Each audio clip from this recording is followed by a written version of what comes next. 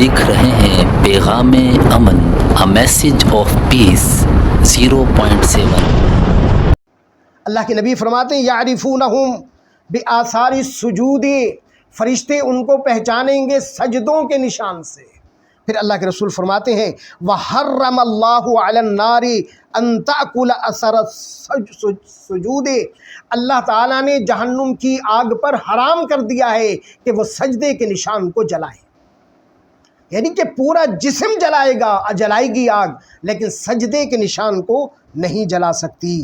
اس لیے کہ اللہ نے جہنم کی آگ پر حرام کر دیا ہے۔ یہ میری بات نہیں ہے، یہ اللہ کے نبی کا فرمان ہے۔ حرم اللہ علی النار ان تأکل اثر السجود، اللہ نے جہنم کی آگ پر حرام کر دیا ہے کہ اے آگ تیرا کام جلانا ہے، ٹھیک ہے جلا، لیکن جب میرا بندہ جو دنیا میں نماز پڑھتا تھا، نماز کی پابندی کرتا تھا، نماز کی حفاظت کرتا تھا، سجدہ کرتا تھا، سجدے کا نشان اس کی پیشانی پر ہے، اس کے جسم کو جلا دینا لیکن سجدے کے نشان کو نہیں جلانا۔ بالکل اسی طرح جس طرح ابراہیم علیہ السلام کو جب نمرود کے فوجیوں نے اٹھا کر آگ کی طرف اچھالا اور منجنیق کے ذریعے آگ میں پھینکا، اللہ تعالیٰ نے آگ پر وحی نازل فرمائی۔ اللہ نے فرمایا یا نارو کونی بردن وسلامن علی ابراہیم، اے آگ تیرا کام تو جلانا ہے، تیرے اندر جو چیز آتی ہے تو اس کو جلا کر راکھ کر دیتی ہے، خاک کر دیتی ہے، کوئلہ بنا دیتی ہے، ختم کر دیتی ہے، لیکن آج میں تجھے یہ حکم دیتا ہوں کہ میرا خلیل، میرا حبیب، میرا لاڈلا، میرا پیارا، میرا بندہ تیرے پاس آ رہا ہے، یا نارو کونی بردن و سلامن، تو ٹھنڈی ہو جا اور سلامتی والی ہو جا۔ مفسرین نے لکھا ہے کہ اللہ تعالیٰ نے یہ فرمایا بردن و سلامہ، اگر اللہ صرف یہ فرماتے کہ اے آگ بردن ٹھنڈی ہو جا تو ممکن تھا کہ آگ اتنی ٹھنڈی ہوتی کہ ابراہیم کو تکلیف ہوتی، ابراہیم کو پریشانی ہوتی، تو اللہ نے فرمایا بردن و سلامہ، اتنی ٹھنڈی ہو جس میں سلامتی ہو، ابراہیم کو ٹھنڈ نہ لگے، نزلہ نہ ہو، نمونیا نہ ہو، سلامتی والی ٹھنڈک ہو۔ ابراہیم علیہ السلام 40 دن اس آگ میں پڑے رہے، چاروں طرف آگ کے شعلے آسمان کو چھو رہے ہیں، لیکن آگ نے ابراہیم علیہ السلام کا ایک بال نہیں جلایا۔ جب آگ اللہ کے حکم کی پابند ہے تو اللہ تعالیٰ کے وہ بندے جو جہنم میں گر گئے اپنے گناہوں کی وجہ سے، اللہ تعالیٰ نے جہنم کی آگ پر حرام کر دیا کہ وہ سجدے کے نشان کو جلائے۔ اللہ کے نبی فرماتے ہیں فَيَخْرُجُونَ مِنَ النَّارِ، جب انہیں جہنم سے نکالا جائے گا، قدیم تحشو، وہ جل کر بالکل کوئلہ بن چکے ہوں گے۔ قدیم تحشو، یہ صحیح بخاری کے الفاظ ہیں، فَيُصَبُّ عَلَيْهِمْ مَاءُ الْحَيَاةِ، پھر اللہ کے حکم سے ان پر آب حیات ڈالا جائے گا، جنت کا پانی ان پر ڈالا جائے گا۔ جب جنت کا پانی ان پر ڈالا جائے گا، زندگی کا پانی ان پر ڈالا جائے گا، فَيَنْبِتُونَ كَمَا تَنْبُتُ الْحَبَّةُ فِي حَمِيلِ السَّيْلِ، اللہ کے نبی فرماتے ہیں پھر اس طرح وہ اگنا، پھوٹنا، ابھرنا اور ان کی سیاہی ختم ہونا شروع ہوگی، جس طرح ایک آب رواں کے اندر ایک گندم کا دانہ یا کسی چیز گندم کا دانہ یا کسی چیز کا دانہ ہوتا ہے، جب پانی کے اندر آتا ہے، پانی اس کو لگتا ہے تو وہ اندر پھوٹ پڑتا ہے، ایک کونپل نکل آتی ہے، اس طرح ان کا جسم ہرا بھرا ہو جائے گا، تر و تازہ ہو جائے گا، صحیح سلامت ہو جائے گا، ایسا ہو جائے گا جیسے کبھی آگ نے ان کو چھوا بھی نہیں۔ اللہ کے نبی جناب محمد الرسول اللہ صلی اللہ علیہ وسلم نے فرمایا جب ایمان والے بندوں کو جہنم سے نکال کر جنت میں داخل کر دیا جائے گا، آخر میں ایک شخص باقی بچے گا، انہی میں سے ایک شخص بچے گا، لگتا ہے اس کی گناہ کچھ زیادہ تھے، ایک شخص بچے گا، وَيَبْقَى رَجُلٌ بَيْنَ الْجَنَّةِ وَالنَّارِ، ایک شخص یبقى باقی بچے گا، باقی رہے گا، رجل ایک آدمی، بین الجنت والنار، جنت اور جہنم کے درمیان، جنت اور جہنم کے درمیان جو جگہ ہے اس کو اعراف کہتے ہیں۔ قرآن کریم کے اندر ایک سورت ہے جس کا نام سورہ اعراف ہے، اس سورت میں ان لوگوں کا ذکر ہے جن کو اعراف پر روک دیا جائے گا، نہ جنت میں جانے کا فیصلہ ہوگا نہ جہنم میں جانے کا، بعد میں ان کا فیصلہ ہوگا۔ لیکن یہ شخص یہ ان سے الگ ہے، یہ وہ شخص ہے جو جہنم میں سے نکالا گیا ہے اور اعراف پر اس کو روک دیا گیا ہے۔ ابھی اس کا فیصلہ نہیں ہوا کہ جہنم میں جائے گا یا جنت میں جائے گا، جہنم سے نکال دیا گیا ہے۔ تو اب جہنم سے جب نکالا گیا ہے تو لہٰذا دوسرا مقام تو جنت۔ اب یہ اعراف پر ہے، اللہ کے نبی فرماتے ہیں اس کا چہرہ جو ہے جہنم کی طرف ہے،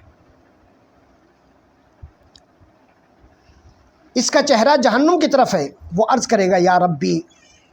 اے اللہ یہ جہنم کی آگ، اس کی تپش، اس کی شدت کس قدر ہے۔ اللہ کے نبی جناب محمد الرسول اللہ صلی اللہ علیہ وسلم نے فرمایا لوگو، جہنم اتنی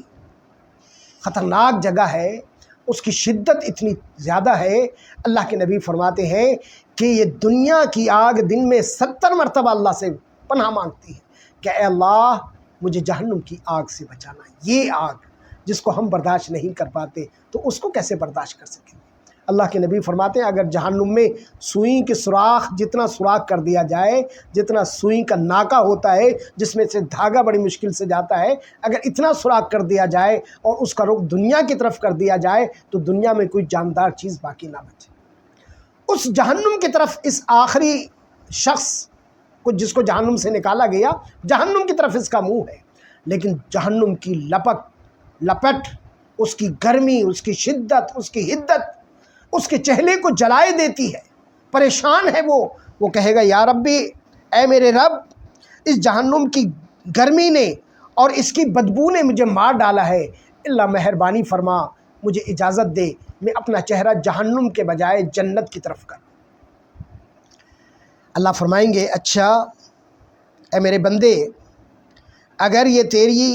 درخواست پوری کر دی جائے پھر کچھ اور تو نہیں مانگے گا؟ وہ کہے گا اللہ میں اور کچھ نہیں مانگوں گا۔ اس کا چہرہ جہنم سے جنت کی طرف کر دیا جائے۔ اب وہ جہنم کا خوفناک منظر، اس کی شدت، اس کی حدت، اس کی گرمی، اس کی بدبو، اس کی تمازت، اس سے اس کا چہرہ محفوظ ہو گیا۔ اب سامنے جنت ہے اور پیچھے جہنم ہے۔ اب سامنے جنت کو جب دیکھے گا فاصلہ بہت ہے، لیکن اتنے فاصلے کے باوجود یہ جنت کی رونق، دمک، چمک، خوبصورتی یہ اس کو نظر آئے گی۔ یہ کچھ عرصہ خاموش رہے گا، پھر اس کے بعد کہے گا یا ربی، اے میرے رب مہربانی فرما، تو نے مجھے چہرہ جب جنت کی طرف کر دیا ہے، اتنی مہربانی اور فرما کہ مجھے جنت کے دروازے کے قریب کر دے تاکہ قریب سے میں جنت کو دیکھوں۔ اللہ فرمائے گا میرے بندے، تو نے تو یہ کہا تھا میں اور سوال نہیں کروں گا، پھر سوال، اے اللہ یہ آخری سوال ہے، پھر سوال نہیں کروں گا۔ اللہ فرماتے ہیں دیکھنا پھر سوال تو نہیں ہوگا؟ کہ نہیں اللہ پھر سوال نہیں ہوگا۔ اللہ کے حکم سے اس کو جنت کے دروازے کے قریب کر دیا جائے گا۔ اب جنت کے دروازے کے قریب جب یہ پہنچے گا اور جنت کو اپنی آنکھوں سے دیکھ لے گا، قریب سے دیکھ لے گا، جنت کی خوشبوئیں، جنت کی ہوائیں اس کو آ رہی ہوں گی، تھوڑا عرصہ تو یہ خاموش رہے گا، پھر یہ کہے گا، صحیح بخاری کے الفاظ ہیں، اللہ کے نبی جناب محمد الرسول اللہ صلی اللہ علیہ وسلم فرماتے ہیں، وہ کہے گا یا ربی لا تجعلنی اشقا خلقک،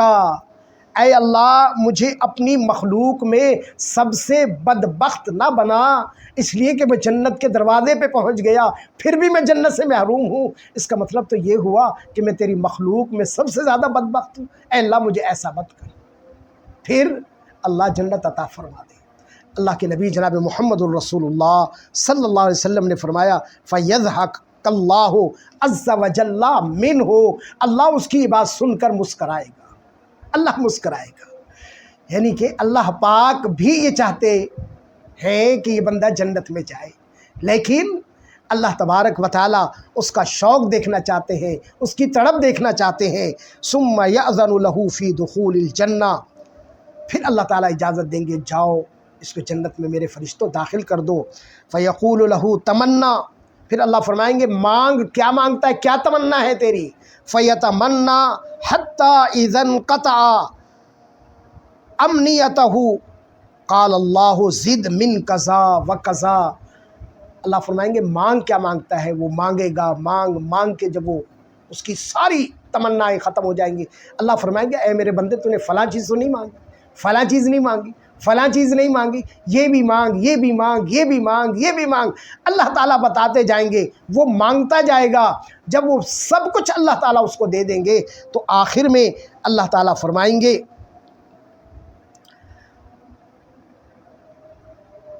اے میرے بندے، قال اللہ لک ذالک ومثلہ معہ، لک ذالک یہ سب تیرا ہے، ومثلہ معہ اور اتنا ہی اس کے مثل اور میں تجھے دے رہا ہوں، یہ سب تیرا ہے۔ یہ ابو ہریرہ رضی اللہ تعالی عنہ کی حدیث کے الفاظ ہیں۔ وہیں پر ابو سعید خدری رضی اللہ تعالی عنہ بیٹھے ہوئے تھے، انہوں نے جب ابو ہریرہ سے یہ حدیث سننے کے بعد کہنے لگے اے ابو ہریرہ، انا رسول اللہ صلی اللہ علیہ وسلم قال اللہ عز وجل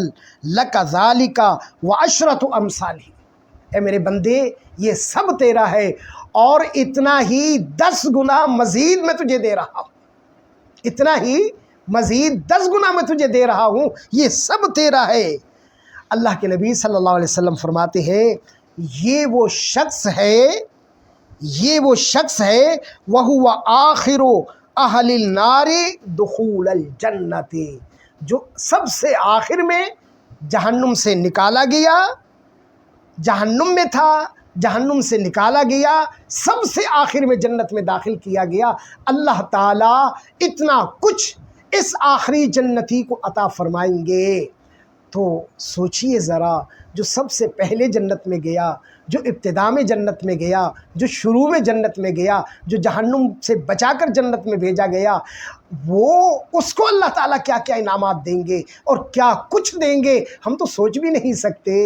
ہم تو تصور بھی نہیں کر سکتے، اندازہ بھی نہیں لگا سکتے، اور جنت کی تو ایک نعمت بھی کبھی ہم سوچ نہیں سکتے۔ اللہ کے نبی فرماتے ما لا عین رأت ولا اذن سمعت ولا خطر علی قلب بشر، کسی آنکھ نے آج تک دیکھی نہیں، کسی کان نے آج تک سنی نہیں، اور کسی دل میں آج تک اس کا تصور تک نہیں آیا۔ اللہ نے وہ جنت بنائی ہے اور جنت کی وہ نعمتیں بنائی ہیں جو اللہ نے تیار کی ہیں ایمان والوں کے لیے، اہل توحید کے لیے، اور ان کے لیے جو نمازی ہیں، نماز پڑھتے ہیں، نمازوں سے محبت کرتے ہیں، نمازوں سے حفاظت کرتے ہیں، جن کی پیشانی پر سجدے کے نشان ہوتے ہیں، جب تک نماز نہ پڑھیں انہیں سکون نہیں ملتا۔ اللہ تعالیٰ ان کو جنت الفردوس میں، جنت میں اعلیٰ مقامات عطا فرمائے گا، جنت میں ان کو وہ سکون عطا فرمائے گا جس کا وہ سوچ بھی نہیں سکتے۔ اللہ سے دعا ہے کہ اللہ تعالیٰ ہمیں اہل ایمان میں داخل فرمائے، اللہ تعالیٰ ہمیں اہل توحید میں داخل فرمائے، اور اللہ تعالیٰ ہمیں نمازی بنائے۔ ہمارے اندر جو سستی ہے، کوتاہی ہے، خامی ہے، کمی ہے، اللہ تعالیٰ اپنی رحمت سے، اپنی مہربانی سے، اپنی عطا سے اللہ تعالیٰ ہمیں ان کو دور کرنے کی توفیق عطا فرمائے، اور اللہ تعالیٰ ہمیں نیک عمل کی توفیق عطا فرمائے۔ وآخر دعوانا ان الحمد للہ رب العالمین، والسلام علیکم ورحمۃ اللہ وبرکاتہ۔